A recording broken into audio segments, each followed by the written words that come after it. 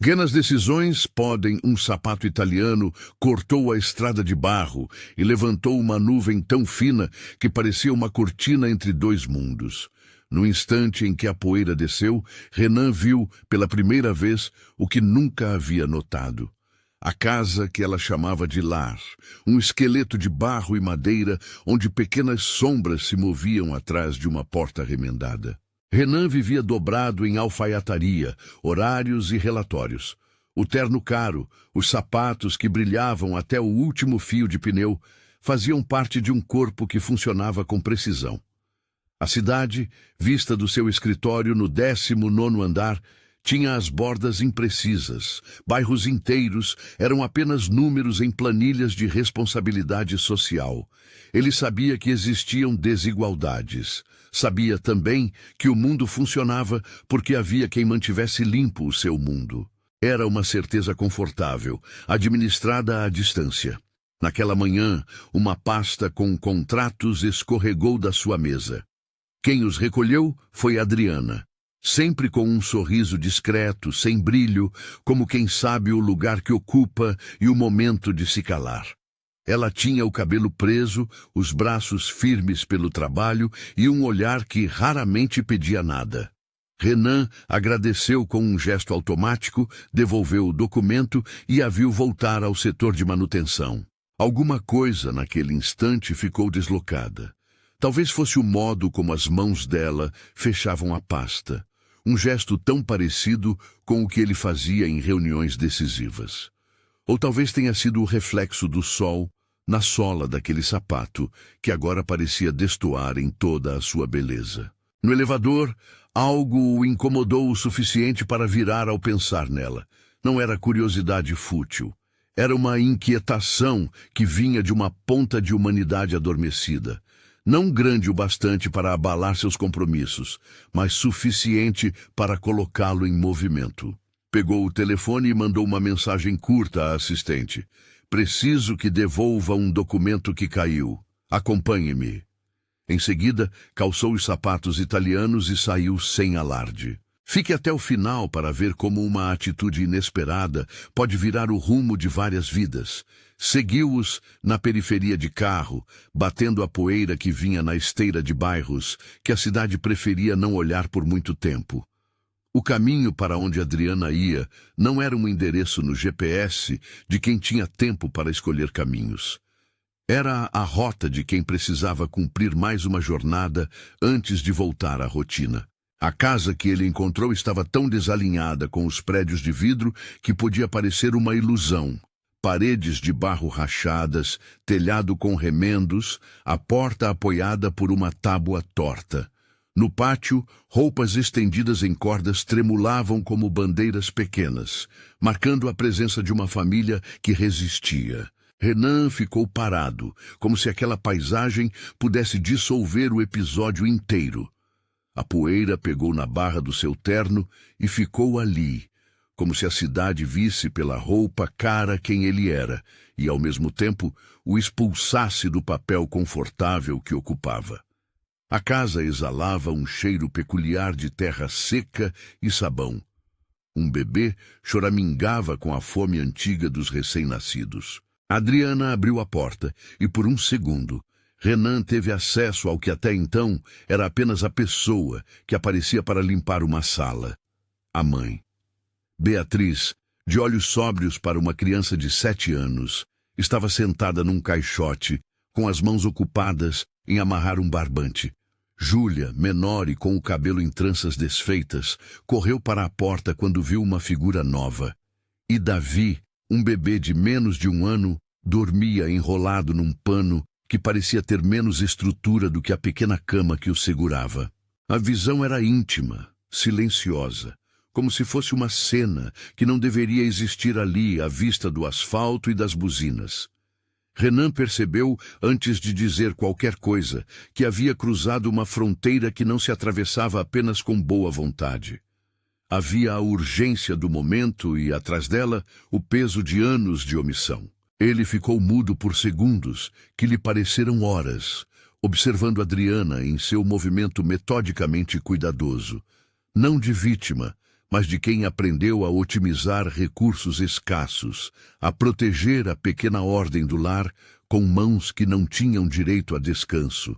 Ela notou sua presença e, por instinto, ergueu a guarda. O corpo de Renan não era o de um homem que pedia para ser recebido de graça naquele quintal de terra. Ainda assim, a pergunta que ela fez foi baixa, quase como quem consulta uma bala de energia antes de dar um passo. Você veio devolver o papel? Vim devolver, disse ele. A voz parecia desconexa do resto do corpo. Achei que deveria... Parou, sentindo que deveria soava como acusação. Que era certo devolver pessoalmente. O silêncio que se armou entre os dois era carregado. Adriana deixou a porta entreaberta e, por um instante, as duas realidades coexistiram. O terno, a pasta, a mesa de madeira sem verniz, os brinquedos improvisados. Ela o fitou com uma mistura de desconfiança e um orgulho firme, que vinha da necessidade de controlar aquilo que, no fundo, não se pode controlar. Não precisa fazer isso, disse ela com a voz contida. Já entreguei coisas para muita gente. O seu papel está ali. Havia uma recusa clara para que aquele gesto fosse transformado em espetáculo. Renan se aproximou com cuidado, como quem caminha por um terreno desconhecido. Não queria revolver a dignidade que a mulher guardava como se fosse uma pele resistente. Viu marcas de cansaço nos dedos dela, um resquício de calo que não combinava com o papel de faxineira. Combinava com o trabalho pesado que sustenta uma casa inteira. Ali, fora do escritório, os conceitos se desmontavam. Funcionário tinha rosto, serviço tinha nome e rotina. Eu não sabia, disse ele, num lamento que vinha tarde demais. As palavras não apagavam a distância que a sociedade vinha construindo. Adriana o olhou como quem já tivera que ouvir justificativas, e não queria mais. A senhora não queria que eu soubesse, corrigiu ela, num pequeno riso seco. Não é segredo que eu tenho filhos. Se eu tivesse dito, talvez nem tivesse conseguido o emprego. Trabalho precisava. Havia uma linha tênue entre orgulho e pragmatismo nas falas de Adriana. Ela não pedia caridade, pedia segurança, algo que o emprego lhe garantia, ainda que mal pudessem pagar as contas. Eles não têm pai, disse ela, quase sussurrando, e a frase chegou como um expediente que ninguém tinha escolhido para ela. O pai foi. A mãe da minha mãe também não teve como ajudar. Eu fico com o que tem. A respiração dela ficou firme. A explicação não trazia súplica. Era factual, como se enumerar fosse reduzir o peso da história. Renan sentiu um nó se formar na garganta. Não era só pena, era uma mistura de culpa e incredulidade por não ter percebido antes. Em sua cabeça, as políticas de benefícios da empresa eram números prontos, cartas de intenções escritas por consultorias. Nunca imaginara que ali, daquela porta, viessem olhos para medir o quanto seus cálculos afetavam vidas. Ele buscava um gesto que fosse maior que uma desculpa. O que emergiu foi algo prático, urgente e ainda assim imperfeito. Venham comigo, hoje. A proposta caiu como uma pedra arremessada na margem de um lago. Produziu círculos e cada círculo tocou uma parte da vida de Adriana. Ela reagiu primeiro com um silêncio brusco, depois com um movimento de proteção quase instintivo sobre as crianças. Não posso tirar eles daqui assim. Tenho contas, tenho trabalho. Eles têm tata e vizinha. Enumerou os apoios que, no fundo, eram frágeis. Não é para sempre, insistiu Renan, sentindo que qualquer insistência poderia ser vista como invasão. É só uma noite para você poder respirar, e eu pago tudo o que for preciso. Ele sabia que dinheiro não seria a solução, mas naquele momento possibilitava uma saída imediata, um quebra-cabeça para permitir ar mais limpo. Adriana respirou, avaliando alternativas. Sua recusa vinha de um código duro: não perder trabalho por um gesto que poderia se transformar em paternalismo. Os olhos dela se encheram de desconfiança, e com razão. Tantos gestos já haviam sido apresentados como soluções, apenas para desaparecerem quando as câmeras eram desligadas. Mas havia também um traço que o tempo não removia: a prudência de quem conhece a cidade pela margem e não pela vista do 19º andar. Ela fez uma condição: se for para ir, eu vou levando só o indispensável. Não quero que as pessoas falem que eu vim falecer por esmola. O último termo, pronunciado com ironia, mostrou como ela defendeu a própria história e a própria honra. Renan, que tinha passado a vida mantendo reputação e imagem, percebeu naquele momento uma outra hierarquia de valores. Para Adriana, trabalhar e manter presença na escola das meninas, mesmo que precária, era manter um domínio sobre o próprio destino. Ele assentiu. Nada de espetáculo. Eu não quero ser notícia. Só quero que vocês tenham um lugar seguro para dormir. Era uma promessa modesta, mas concreta. Pela primeira vez, desde que entrou na casa, Renan notou sons que não tinha ouvido antes. O riso tímido de Beatriz, quando viu o brilho no sapato dele. O olhar curioso de Júlia, que pegou a mão dele como se estivesse testando uma superfície nova. Davi murmurou no sono e esticou a mão pequena, buscando o cheiro da mãe. Era uma cena que o atingiu em profundidade. A solidez daquelas vidas dependia de ações que, para ele, até então, tinham sido abstratas. A saída de lá não foi dramática, mas carregou um protocolo improvisado. Renan telefonou para a assistente e pediu que organizasse um carro e uma mochila com itens básicos: roupas, fraldas, um cobertor. Mandou também que a equipe administrativa providenciasse algo prático: um contato para matrícula escolar e informações sobre documentação. Sabia que formalidades tardavam, mas queria ao menos iniciar o processo. "Tem documento?" perguntou-lhe, depois com cuidado. Adriana respondeu que tinha certidões, mas que nem sempre os papéis estavam em ordem. E havia outra questão, que ela deixou duplicadamente clara: manter o emprego. "Se eu sumir por um dia, posso perder tudo", disse. "Meu patrão pode achar que eu aceitei algo e me dispensar."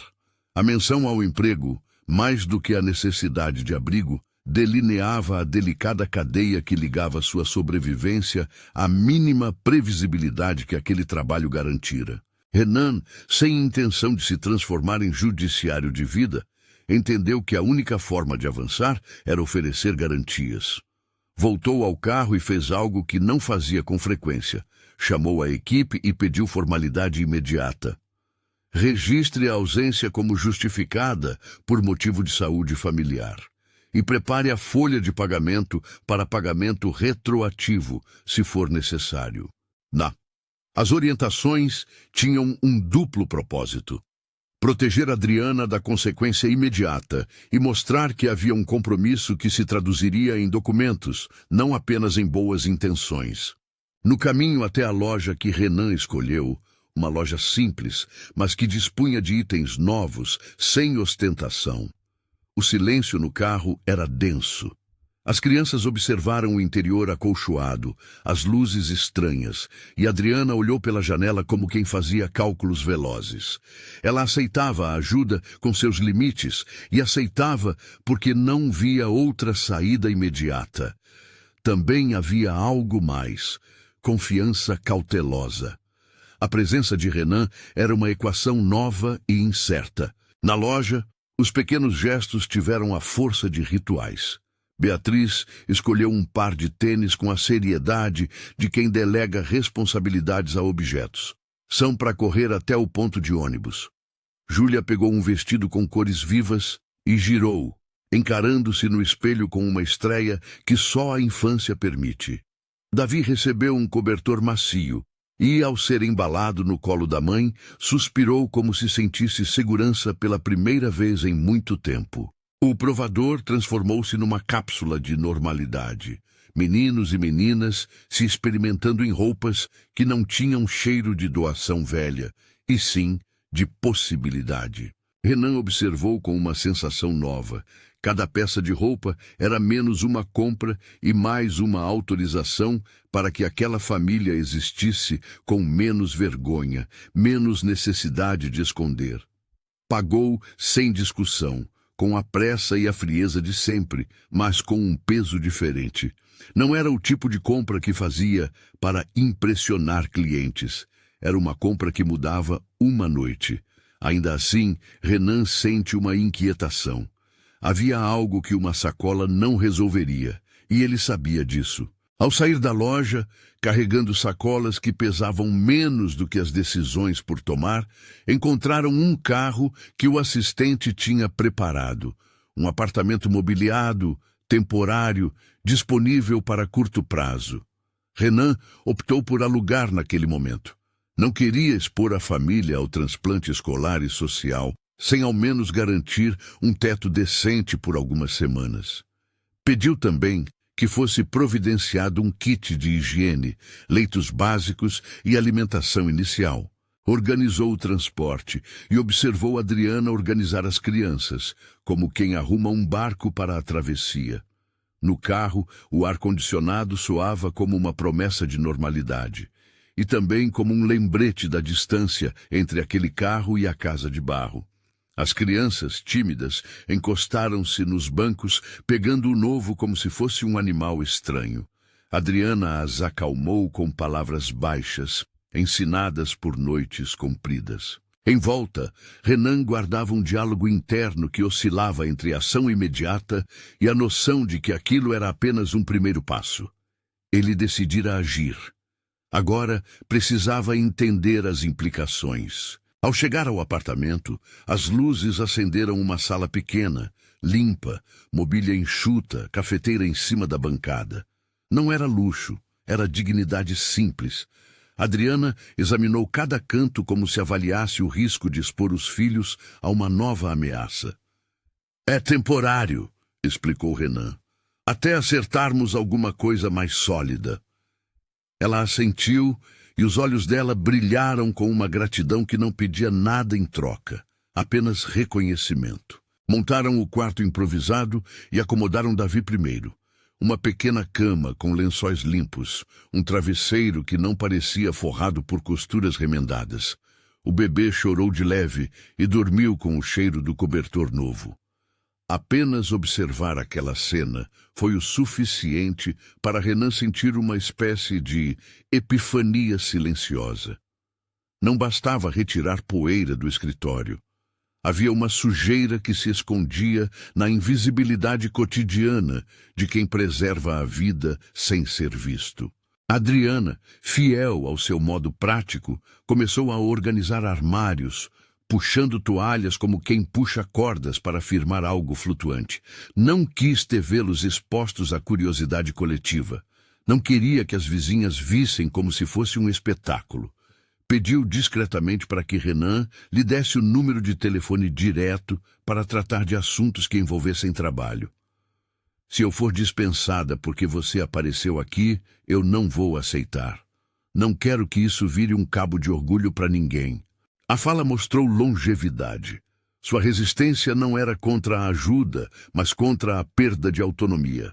Renan, que sempre havia achado que mudar implicava gestos grandiosos, percebeu o valor do que estava ali. Uma negociação entre autonomia e socorro. Não havia autoexaltação, não havia flashes, só dois adultos tentando conciliar urgência e dignidade. Ele prometeu formalidade. "Vamos registrar tudo. Quero que você tenha segurança no trabalho. E eu vou falar com o RH para que não haja qualquer retaliação." As palavras precisavam transformar-se em papéis, e Renan sabia disso. Sua primeira lição foi que promessa não era suficiente. Antes de se despedir naquela noite, ele não podia ficar sem justificar a ausência no trabalho.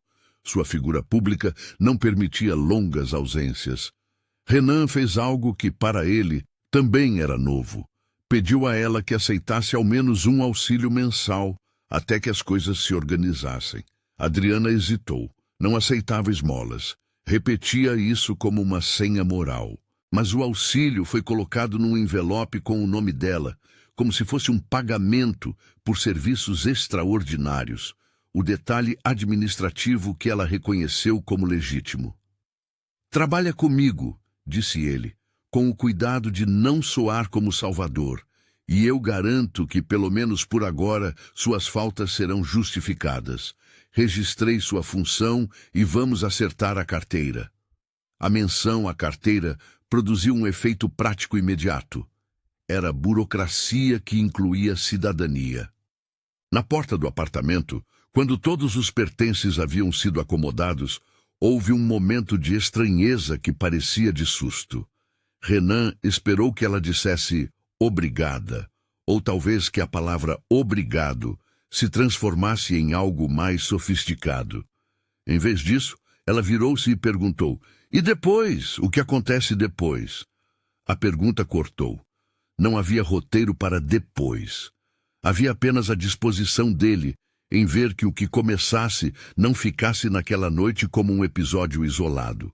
"Vou cuidar do que for possível para que vocês tenham estabilidade. Não vou fingir que posso resolver tudo amanhã, mas não vai ficar só nisso", respondeu ele em voz calma. Não era uma promessa de redenção pessoal, nem um juramento messiânico. Era a constatação de que algo havia despertado. E por trás dessa constatação, uma sombra de constrangimento. Quanto tempo ele havia demorado e quantas outras portas havia passado sem perceber que dentro delas vidas pediam atenção. Adriana aceitou o cartão que ele deixou. Um número de telefone pessoal, um contato direto. Guardou-o no bolso, como quem guarda uma pequena chave. Não era uma chave para a felicidade instantânea. Era, antes, um acesso a uma porta que podia ser aberta novamente, com passos firmes. Ao caminhar de volta para o carro, Renan percebeu que carregar sacolas não era o gesto mais significativo daquilo tudo.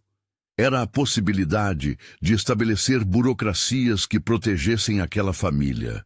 Registro em carteira, matrícula escolar, um acompanhamento psicológico se necessário, encaminhamento para programas de apoio profissionalizante. Essas coisas levariam tempo, levariam encontros, escutas, reuniões e, o mais importante, a humilhação difícil de admitir que o sistema falhara. Ele não se sentiu herói. Sentiu-se convocado. Dentro do carro, o silêncio era outro agora, menos vazio, mais carregado de responsabilidade. Renan olhou para o terno encardido pela poeira da manhã e pensou que aquela marca não sairia só com solvente. Era uma marca de compreensão que mudaria sua agenda. No retrovisor, viu a casa de barro ficando para trás, com as sombras das crianças na porta. Não sabia ainda como ajeitaria as coisas na empresa, como convenceria a diretoria a criar um fundo de auxílio que fosse mais do que gestos de relações públicas. Não sabia o quanto aquela noite o pegaria de surpresa, reivindicando dele práticas novas. Mas, pela primeira vez em muito tempo, havia decidido que se responsabilizar era um trabalho tão urgente quanto qualquer ação comercial. A estrada até o apartamento foi curta, mas longa em sentido. Renan repetia mentalmente o checklist improvisado: moradia temporária, roupas e lençóis, justificativa registrada para não haver demissão, pagamento inicial, contato com a escola. A cada item riscado, o mapa se tornava menos abstrato. Ainda assim, ele sabia que aquilo era só o começo. Ao entregá-los no apartamento, Renan viu como as crianças se apoderaram dos espaços vazios com a rapidez de quem inventa mundos. Beatriz organizou as pilhas de livros de um catálogo imaginário. Júlia passou a correr tocando cada superfície, enquanto Davi, mais tarde, abriu os olhos para a luz e sorriu, sem medo. Adriana fechou a porta atrás de si e, por um breve segundo, apoiou a testa contra a madeira e deixou o ar sair com som profundo. Não só alívio, mas uma tensão que permanecia, porque essa noite era apenas um pedaço do caminho. Renan foi embora com as mãos vazias, mas com a cabeça pesada de pensamentos. Sabia que devia voltar ao escritório preparado para o incômodo e para as providências. Prometeu a si mesmo que não transformaria aquilo em uma história de mesa de jantar, nem em um acontecimento que desapareceria com a poeira. Ainda assim, experimentou a fragilidade da boa intenção. Ela precisa se transformar em procedimento, em contrato, em registro, senão vira memória e não mudança. Do lado de fora, a cidade retomava seu ritmo. O carro ingressou no asfalto e Renan percebeu que, dali para frente, as rotas não seriam apenas de negócios. Havia rotas que o puxavam para dentro de vidas. E pela primeira vez sentiu medo, não do que perderia, mas da responsabilidade de não ser suficiente. No bolso do terno, o seu telefone acendeu com notificações que logo pediriam sua atenção. Mas o número de Adriana ficou gravado com aquela nitidez que as coisas importantes têm. Um lembrete constante de que um encontro não era a mesma coisa que uma solução. Enquanto isso, na sala do apartamento, Adriana estendeu as mãos sobre a cama. Sentiu o tecido novo sob as palmas e chamou as crianças para que conhecessem o que agora era possível por algumas noites. Beatriz tocou o colchão com reverência, como se tocasse um bem precioso. Não havia música, não havia aplausos, havia o ruído doméstico das caixas sendo abertas e a sensação de que, por hora, poderiam dormir sem medo de chuva pela cobertura rasgada. No pequeno balcão, Renan havia deixado uma nota com instruções administrativas e um número de contato. Adriana pegou o papel, dobrou-o e, por fim, colocou-o dentro da camisa, junto ao coração. Não como troféu, mas como mapa. A história, nessa virada inicial, tinha mudado de tom. Não era mais apenas uma questão de descobrir, era a exigência de transformar descoberta em compromisso. E enquanto a noite caía sobre a cidade, cada um dos envolvidos fazia contas que não cabiam apenas nas planilhas. Adriana listava despesas e possibilidades. As crianças inventavam um jogo novo. Renan, no carro a caminho de casa, começou a rascunhar uma sequência de passos, certos e errados ao mesmo tempo, que precisariam existir para que aquilo não fosse apenas um lampejo de humanidade. A noite desceu com presságios e esperanças entrelaçados. O apartamento oferecia um abrigo que não apagava o passado, mas permitia que o futuro tivesse um terreno mais firme. E na manhã seguinte, as primeiras providências teriam que ser tomadas. Filas, documentação, conversas formais. Passos que exigiam paciência, insistência e coragem para admitir que talvez a cidade inteira precisasse redesenhar seus traçados de prioridade. Renan dormiu com os pensamentos girando. Não era uma paz tranquila, era o tipo de inquietação que obriga a levantar cedo, assinar papéis, ouvir pessoas. No meio desse torvelinho, uma percepção encontrou espaço. Ser visível para quem sempre fora invisível não é um favor, é restituição. Mas como transformar restituição em direito cotidiano? Como mudar políticas para que menos portas de barro existam e mais portas como aquela pudessem ser deixadas abertas? Ele não tinha as respostas todas. Tinha, porém, uma decisão inicial. Não voltaria a passar por outra porta como aquela sem entrar, sem se comprometer. Algo que poderia ser o começo de uma política dentro da sua própria empresa, ou apenas um gesto isolado. Ainda assim, aquele pensamento circulou como semente. E quando a manhã clareou, trazendo com ela o ruído do trânsito e as demandas do dia, Renan fez a primeira ligação. Não era uma ligação de Salvador, mas o início burocrático de um encadeamento que poderia, se bem conduzido, alterar trajetórias. Do outro lado da linha, a assistente anotou procedimentos. No bolso, o número de Adriana lembrava-o de que se tratava de gente, não de estatísticas. E enquanto ele traçava metas e prazos, uma imagem lhe vinha repetida: o sapato italiano levantando poeira numa estrada de barro. Aquela imagem não se apagaria tão cedo. As semanas seguintes se amarraram em uma sequência de pequenas batalhas e acertos administrativos, cada uma com sua própria cadência de papel, espera e aprendizado.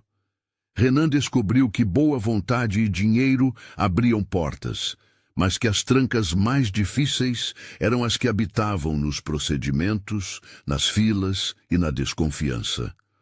No primeiro dia útil após a noite no apartamento, ele foi ao RH com um bloco de anotações e um nervosismo que não cabia em sua roupa impecável. A assistente estava ao seu lado, firme, prática, a mesma que havia recebido a mensagem no elevador. Ele pediu que a ausência de Adriana fosse protocolada como justificável e insistiu: "Quero que tudo seja formalizado, não apenas por ela, mas como diretriz." A expressão no rosto dos gestores oscilou entre surpresa e ceticismo. Havia risco reputacional, perguntaram. Havia custo, ponderaram. Renan respondeu com a mesma serenidade com que costuma apresentar resultados. A empresa teria que arcar com o custo social das próprias operações. Era também um exercício de responsabilidade. Os primeiros dias foram de ajustar pontas. O RH organizou o registro em carteira, negociou com a supervisão da limpeza o regime de horários e, com prudência, abriu um canal administrativo para que dúvidas fossem sanadas sem expor Adriana.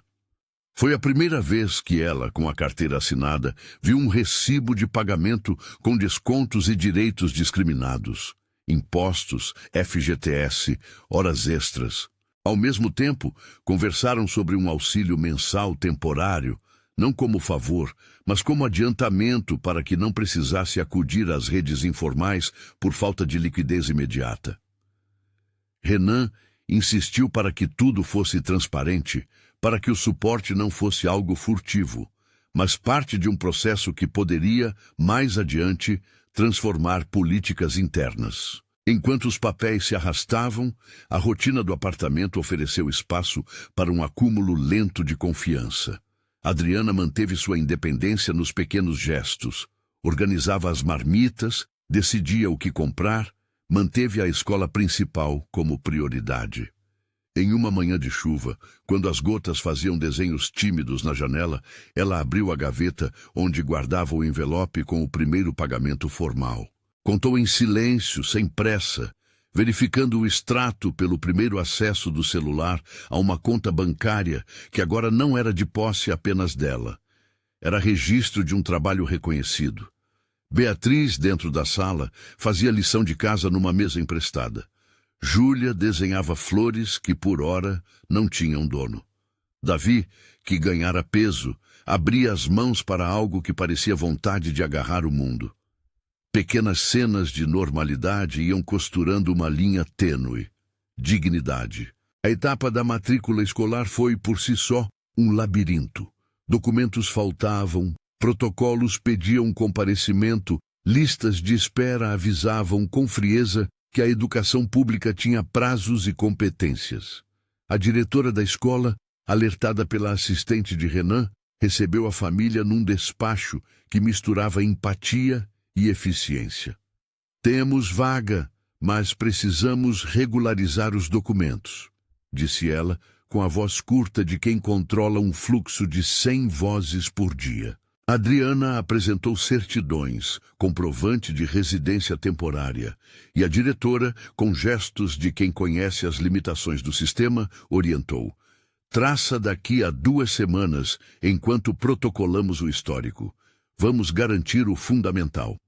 Foi a primeira promessa institucional que soou crível, porque acompanhada de um plano prático: escola em período integral para as meninas, merenda garantida, envio de livros didáticos e, dentro da escola, monitoria eventual para ajudar com defasagem escolar.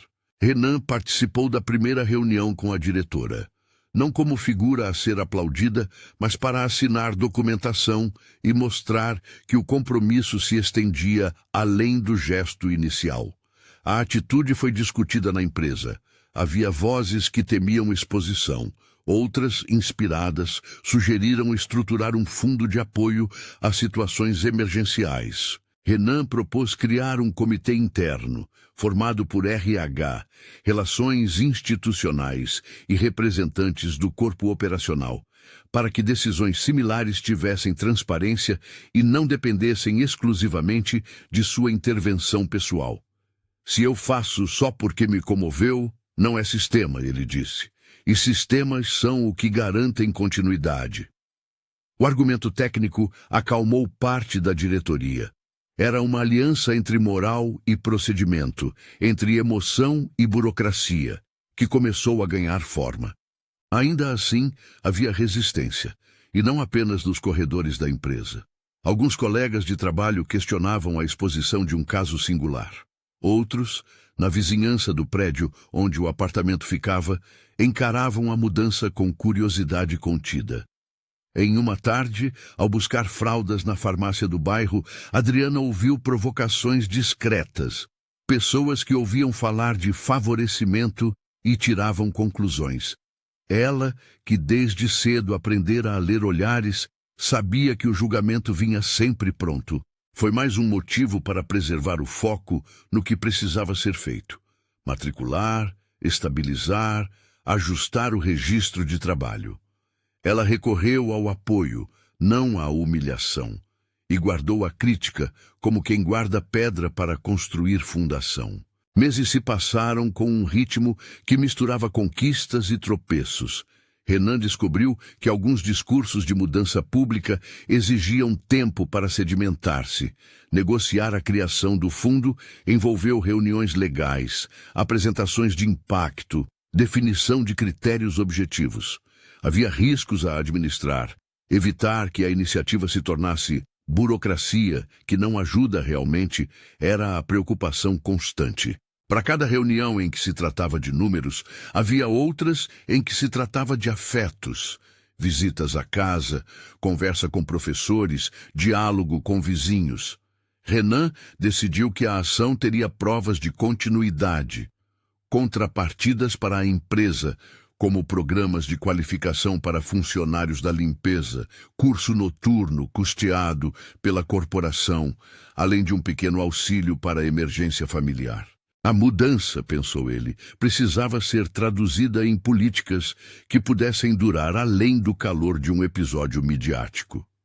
Adriana, por sua vez, teve tempo para pensar em si além da maternidade imediata.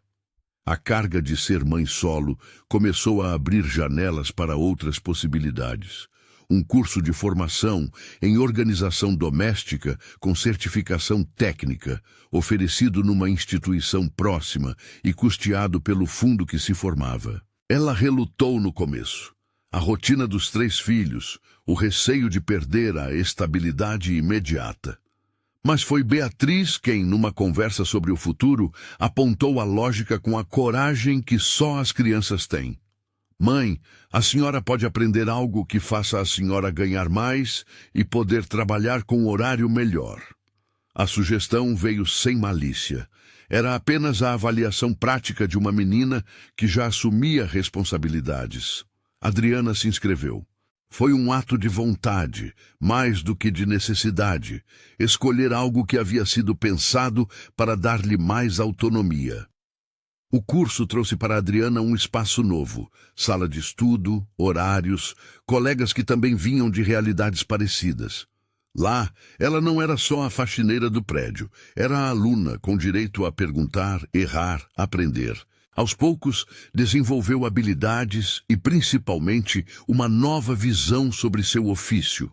Como transformar trabalho braçal em prestação de serviço qualificado, como organizar pequenas rotinas que poderiam ser replicadas em condomínios e residências, como empreender com segurança. O conhecimento começou a se transformar em projeto. Um dia, numa das aulas práticas, ela sugeriu a criação de uma lista de verificação para rotinas domésticas que poderia ser vendida a outras famílias ou oferecida como serviço de consultoria para quem precisava de ajuda para reorganizar casas. A ideia ganhou olhos entre os colegas de curso, e um representante do sindicato propôs que fosse testada em unidades piloto da própria empresa. A formalização do trabalho de Adriana trouxe outra mudança visível: a relação com os colegas no trabalho. Alguns, que antes a tratavam com distância, passaram a vê-la com respeito profissional, e para ela, isso significou uma restituição de dignidade que não se compra. Ela passou a receber convites tímidos para conversas, para participar de trocas de turno com igualdade e a se organizar diferencialmente para cuidar dos filhos. Ao mesmo tempo, manteve sua atitude de proteção. Recusou toda vitrine midiática que sugerisse história de superação sem rosto para os filhos. Não queria que as crianças fossem expostas. Concedeu entrevistas curtas apenas quando foram necessárias para formalizar recursos ou parcerias institucionais, sempre com limites bem demarcados. A vida das crianças seguiu a sua própria narrativa, com pequenos marcos que, para os adultos, pareciam monumentos. Beatriz, com olhos de quem aprendeu cedo a medir o tempo, começou a ter notas melhores. A escola, percebendo seu potencial e respeitando as lacunas que precisavam ser trabalhadas, ofereceu reforço pedagógico. Em uma manhã clara, a diretora comentou a Renan: "Ela tem uma disciplina que é rara, precisamos apenas lapidar." Beatriz aceitou o reforço e, em poucas semanas, ganhou confiança.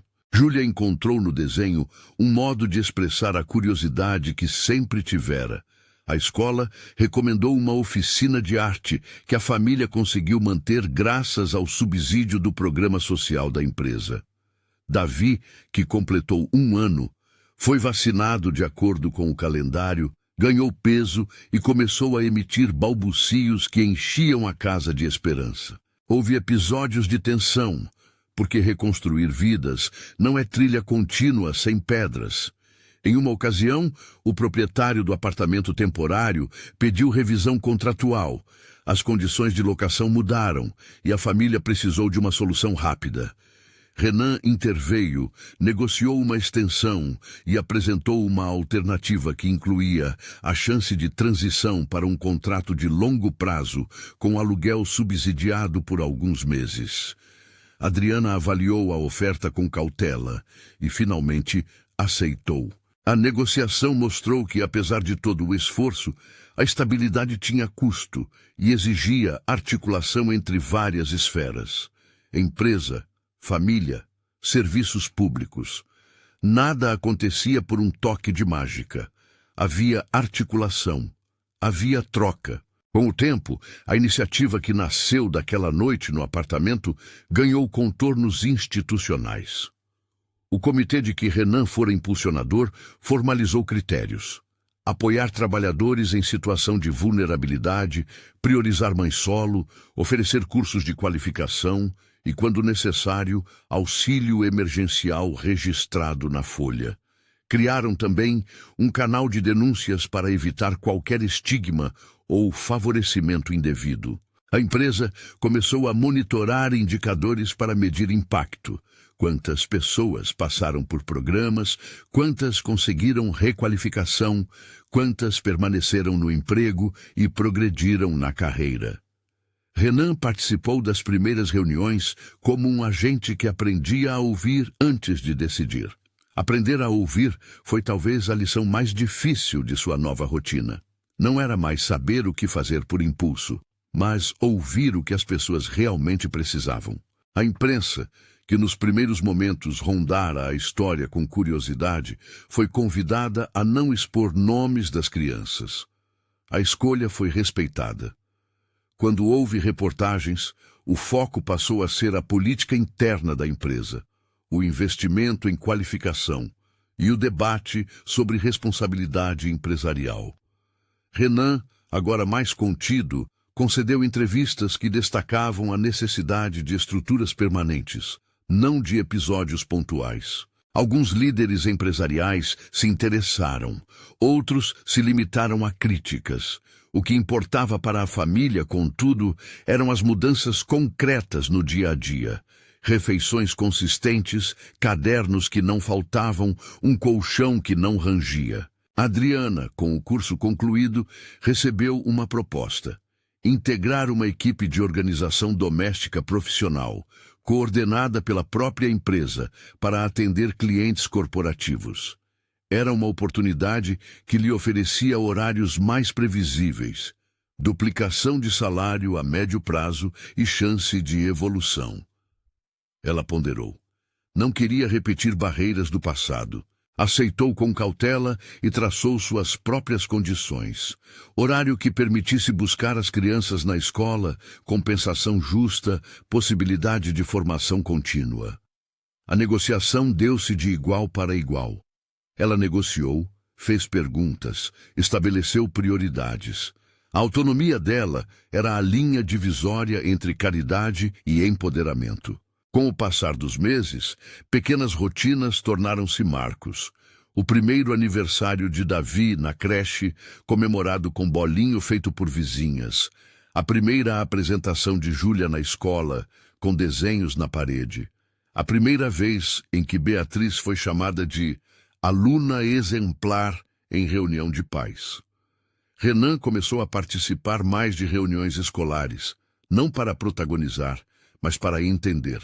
Lembrou-se de uma ocasião em que a diretora o chamou às pressas, porque Beatriz havia se destacado em um concurso de redação. O tema era "O que é cuidar?". A redação, escrita com uma maturidade que o surpreendeu, falava sobre mãos que arrumam a casa e olhos que observam o futuro. Renan guardou aquela folha como quem guarda uma prova de que constância transforma. Ao completar um ano desde a descoberta, a família tinha um novo ritmo.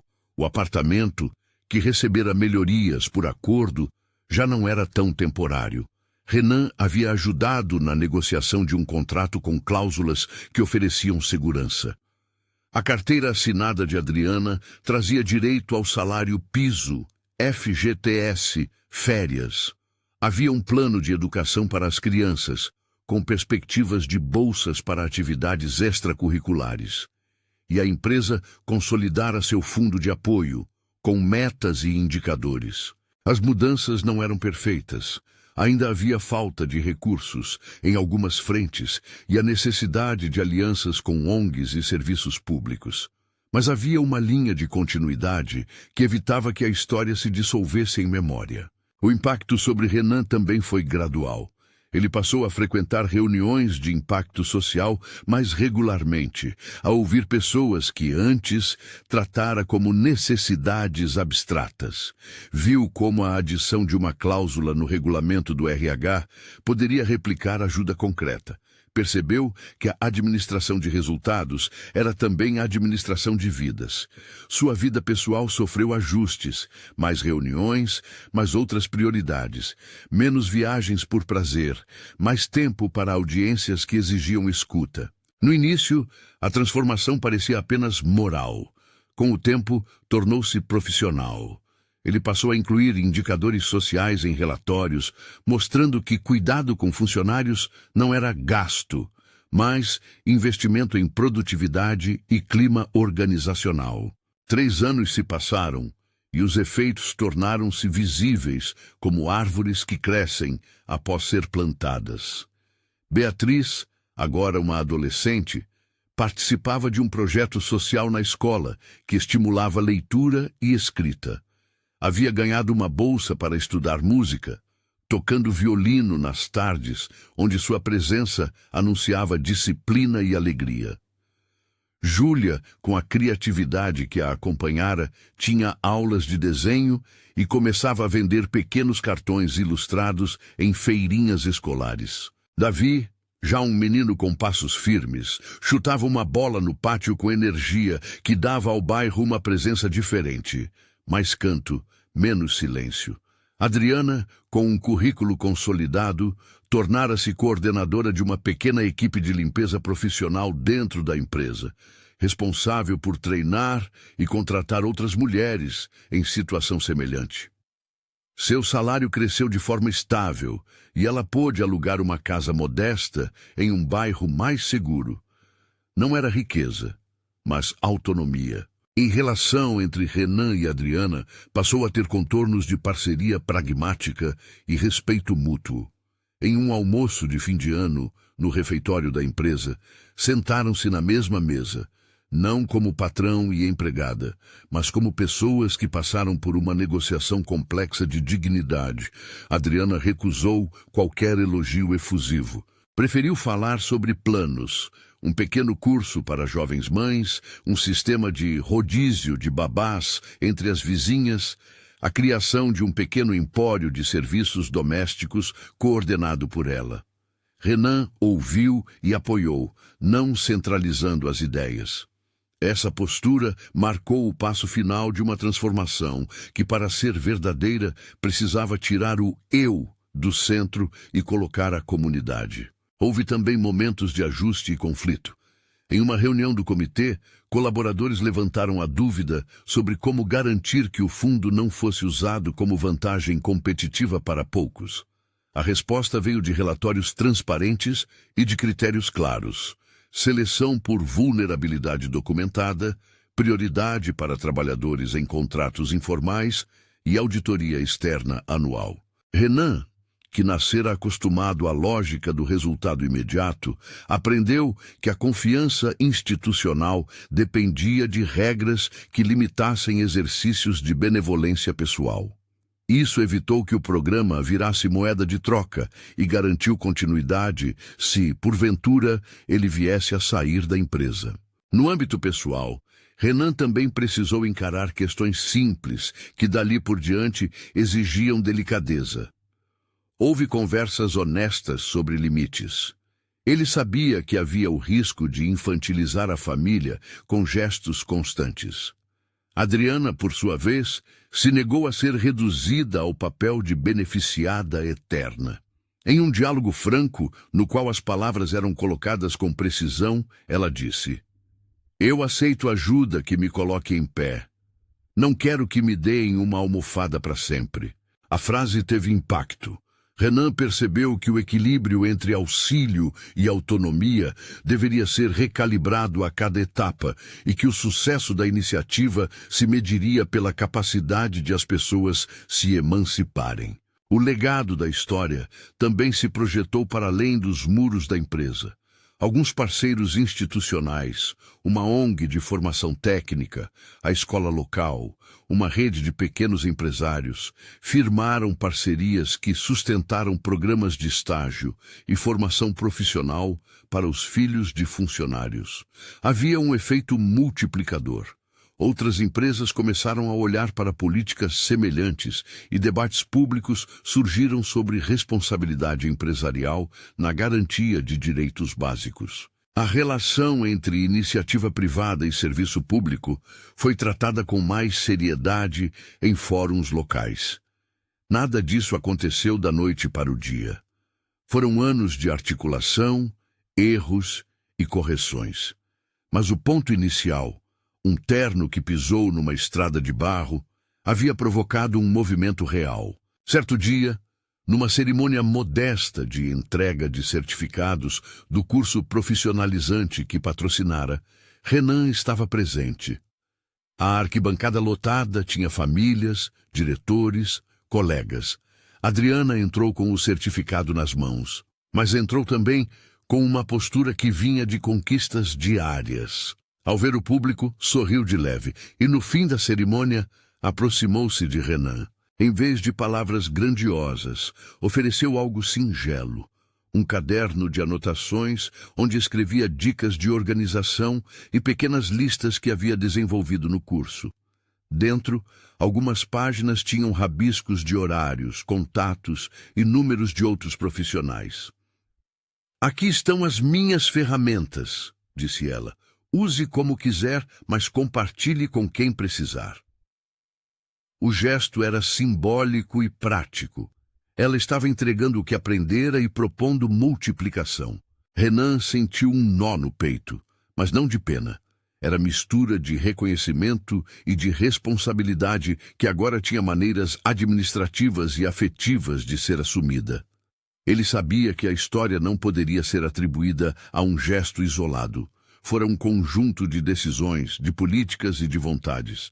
Havia falhas e havia acertos, e a lição era que mudanças sustentáveis pedem organização. Os anos seguintes mostraram frutos discretos. A turma do curso ganhou mercado, o pequeno projeto de consultoria de Adriana transformou-se em microempresa que oferecia serviços a condomínios. E algumas vagas foram ocupadas por mulheres que antes trabalhavam informalmente e passaram a receber direitos. Beatriz, agora jovem, decidiu cursar pedagogia. Júlia ganhou uma bolsa de artes. Davi cresceu com a coragem de quem sabe que o futuro existe. Renan, por sua vez, passou a ceder espaço em seus relatórios para medir impacto social. E seu nome deixou de ser apenas sinônimo de números para incluir também iniciativas. Não porque buscasse medalhas, mas porque aprendera que as rotas do mundo se alteram quando algumas portas se abrem. Houve momentos de normalidade que, no entanto, traziam uma nova tonalidade. Em uma tarde de domingo, Renan foi convidado pela escola para assistir a uma apresentação dos alunos. Sentou-se no fundo, discretamente, e viu Beatriz tocando o violino com postura tranquila. No final do espetáculo, ela olhou em sua direção e sorriu um sorriso que dizia: "Não é só sua obrigação, é minha conquista." Renan sentiu que a palavra descoberta já não era suficiente para definir o que havia acontecido. Havia algo mais profundo, o reconhecimento mútuo. A criança que fora invisível tornara-se visível por direito, não por favor. A cidade continuava com suas desigualdades, como sempre. Mas entre ruas e prédios, algumas sementes haviam sido plantadas. Políticas internas que garantiam redes de proteção, formação para trabalhadores e oportunidades para as crianças crescerem com menos medo. Nada apagou o que existira, mas a história mostrou que a presença atenta e a formalização de direitos são capazes de transformar rotas de vida. E, sobretudo, mostrou que responsabilizar-se é um trabalho que exige escuta, compromisso e regras. No final, quando a família já havia criado um pequeno espaço de estabilidade, uma casa modesta, um negócio nascente, escola e planos, Renan e Adriana se encontraram numa situação que simbolizava a transformação. Ele aproveitou uma tarde para visitar o projeto de formação que ela coordenava, e ao entrar, viu mulheres costurando, aprendendo, trocando experiências. Adriana se levantou e apresentou a equipe. Não fez menção ao passado com teatralidade, apenas descreveu processos e metas. O público aplaudiu. Entre os presentes, algumas eram ex-colegas dela, que agora coordenavam atividades. A cena era prova viva de que a autonomia se constrói com educação, trabalho e oportunidades. Na saída, enquanto caminhavam pelo pátio, Adriana pegou uma pequena fotografia, uma imagem das crianças, numa manhã qualquer, brincando com uma caixa de papelão que vira castelo. Entregou a Renan. "Guarde isto", disse ela. "É a lembrança de onde começamos, mas também um lembrete de até onde podemos levar isto." Renan segurou a foto e, por um instante, sentiu-se menos sufocado por pressões e mais convocado por responsabilidades que se estendiam. A cena fechava um ciclo, não com um final perfeito, mas com continuidade. Anos depois, quando as memórias já não ardiam como novidade, o programa criado ganhou nome e processo. Outras empresas consultaram os relatórios. A escola implantou práticas de apoio a famílias em situação vulnerável com parcerias locais. E no bairro, um pequeno centro de convivência surgiu para acolher crianças em tempos de crise. Nada disso apagou dificuldades. Havia falhas, ajustes e a necessidade constante de financiamento. mas era prova de que uma atitude que começou com um sapato levantando poeira teve o potencial de desencadear responsabilidades concretas. A história não termina com a imagem de um homem rico estendendo a mão, porque nunca foi sobre isso. Termina numa manhã comum. Adriana abrindo a porta de casa, respirando fundo antes de sair para o trabalho. As crianças calçando os próprios sapatos, rindo alto, sem saber que ali já havia vitória suficiente. Renan observava de longe, em silêncio. Pela primeira vez, entendeu que o verdadeiro impacto não aparece em planilhas, nem cabe em relatórios trimestrais. Ele continuou sendo homem de negócios, mas agora cada decisão carregava um peso humano que antes não constava no balanço. Um fio invisível costurava lucro e responsabilidade, sem discursos, sem holofotes. Adriana seguiu sendo mãe, mas deixou de caminhar curvada pela necessidade. Tornou-se referência, voz ativa, espelho para outras mulheres que aprenderam, ao vê-la, que dignidade não se pede, se constrói. E as crianças cresceram sem saber os detalhes da travessia. Apenas guardaram a sensação profunda de que o mundo pode ser um lugar justo quando alguém decide não virar o rosto. Porque, no fim, não foi um milionário que mudou uma família. Foi uma escolha. E escolhas, quando feitas no silêncio certo, mudam tudo. Se esta história te comoveu, compartilhe para que mais pessoas vejam que dignidade precisa ser prioridade e que ações concretas, mesmo que imperfeitas, podem gerar mudanças reais. Inscreva-se para acompanhar mais relatos que mostram como transformar vidas.